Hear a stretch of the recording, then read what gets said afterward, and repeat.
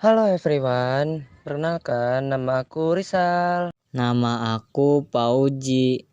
Nama aku Helmi. Nama aku Ziza. Nama aku Rasya. Dan nama aku Kezia. Di sini, saya dan kelompok saya ingin membuat podcast yang berjudul Perlawanan Kesultanan Ternate, Perlawanan Kesultanan Demak, dan Perlawanan Kesultanan Aceh melawan Portugis. Kamu lagi ngapain, Sal? Kayaknya sibuk banget. Oh ini, aku lagi buat tugas, banyak banget tugasnya, mau bantuin aku gak? Boleh aja sih, emang tentang apa materinya? Tentang itu loh, perlawanan Kesultanan Ternate, perlawanan Kesultanan Demak, dan perlawanan Kesultanan Aceh melawan Portugis. Oh, itu. Iya, emangnya kamu tahu? Aku taunya Kesultanan Ternate aja yang aku tahu tuh. Kepulauan Maluku menjadi incaran bangsa Portugis setelah berhasil menguasai Malaka pada 1511. Pada 1512, armada Portugis tiba di Kepulauan Maluku dan disambut baik oleh Sultan Bayanulla atau Sultan Abu Lais dari Kerajaan Ternate. Kerajaan Ternate dan bangsa Portugis sempat menjalin hubungan dagang yang menguntungkan sebelum akhirnya aliansi mereka pecah dan terjadi pertempuran.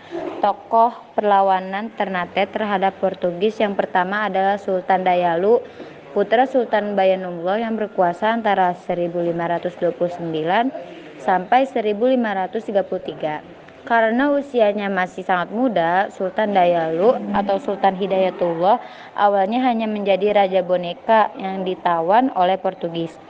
Pada 1533, ia dibebaskan dan merelakan tahtanya untuk sementara karena tidak ingin berada di bawah cengkraman kekuatan Portugis. Wah, banyak juga ya. Kalau Kesultanan Demak, siapa yang tahu di sini?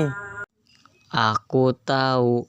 Kesultanan Demak terlibat dalam perlawanan melawan Portugis pada awal abad ke-16. Perlawanan ini berakar dari ambisi Portugis untuk menguasai jalur perdagangan rempah-rempah di Nusantara dan penyebaran agama Kristen yang bertentangan dengan kepentingan politik dan ekonomi Kesultanan Demak serta motivasi mereka untuk mempertahankan penyebaran Islam.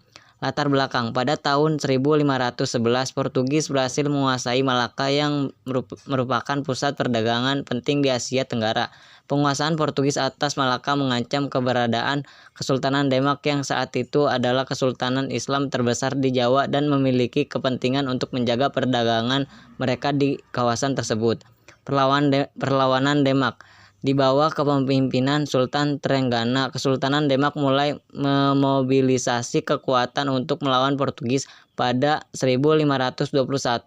Demak melakukan ekspedisi militer ke Malaka untuk merebut kembali kota mereka tersebut dari Portugis. Meskipun serangan ini tidak berhasil, hal ini menunjukkan bahwa Demak tidak tinggal diam atas ekspansi Portugis. Perlawanan yang paling signifikan terjadi di Sunda Kelapa, Jakarta pada 1527. Fathahillah atau Faletehan, seorang panglima perang Kesultanan Demak, memimpin serangan ke Sunda Kelapa, yang saat itu dikuasai oleh Kerajaan Sunda dan memiliki aliansi dengan Portugis.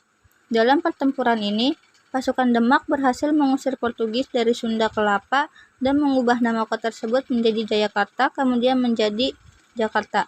Akibat perlawanan Kesultanan Demak terhadap Portugis di Sunda Kelapa merupakan simbol penting dari perjuangan kerajaan Islam Nusantara melawan kolonialisme Eropa.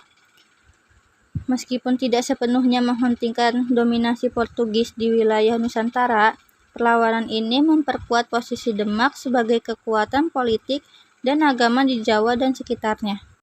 Salah satu pemimpin yang melawan kedudukan bangsa Portugis di Malaka adalah Sultan Aceh. Salah satu pihak yang terdampak kekuasaan Portugis di Malaka adalah Kerajaan Aceh, yang pusat pemerintahannya berada di ujung barat Pulau Sumatera dan sangat dekat dengan Malaka. Monopoli perdagangan Portugis di Malaka memberikan keuntungan bagi kemajuan Kerajaan Aceh, karena pelabuhannya semakin ramai dikunjungi para pedagang Islam yang tidak lagi berdagang di Malaka. Nah, pada perkembangannya, Aceh dan Portugis menganggap satu sama lain sebagai saingan dalam bidang politik. ekonomi, dan penyebaran agama. Bangsa Portugis kemudian memblokade perdagangan Aceh dan melakukan penangkapan kapal-kapal Aceh. Karena itu, Kerajaan Aceh memberi perlawanan terhadap kedudukan Portugis di Malaka. Selain itu, berikut ini beberapa alasan Kerajaan Aceh menyerang Portugis di Malaka. 1. Keinginan Aceh menguasai jalur perdagangan di Selat Malaka. Ada juga yang kedua, ambisi Portugis untuk memonopoli perdagangan Aceh. Portugis melakukan blokade terhadap perdagangan Aceh. Yang ketiga, Portugis melakukan penangkapan kapal-kapal Aceh.